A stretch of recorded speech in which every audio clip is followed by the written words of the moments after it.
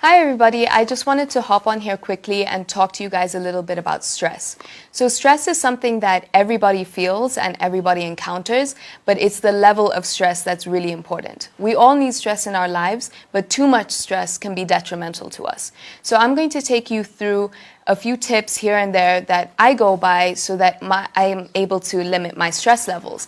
And I'm going to make sure that it mirrors with Life Coaching KE's values, which are the 5 pillars.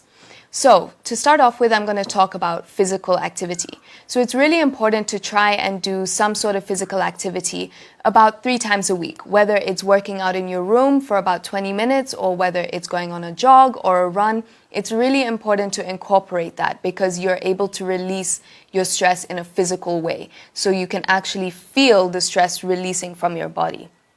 Next, I'm going to talk a little bit about spirituality. So if you're spiritual or religious, it's always important to keep those components close to you. Because when you are feeling stressed and you have no one to talk to about your stress, you can always turn to that physical attribute as well as your spirituality.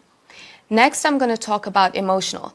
So when we talk about emotional, I think it's really important to understand that you have to recognize your emotions and understand the underlying factors that make you emotional. So sometimes we can be crying because we're stressed, but are we crying because we're upset or are we crying because we're angry? And this is where emotional intelligence comes into play a little bit. And we'll talk a little bit about that in the future on my page.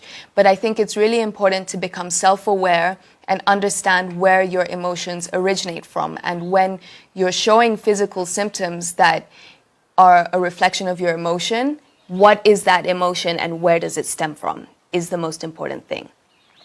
Next, I want to talk a little bit about social. So I know it's been really difficult during COVID to interact with others and, stay with your friends or go out with your friends, visit family, things like that. So I think it's really important for all of you to be active on Zoom, be active on Skype, message your friends, call them.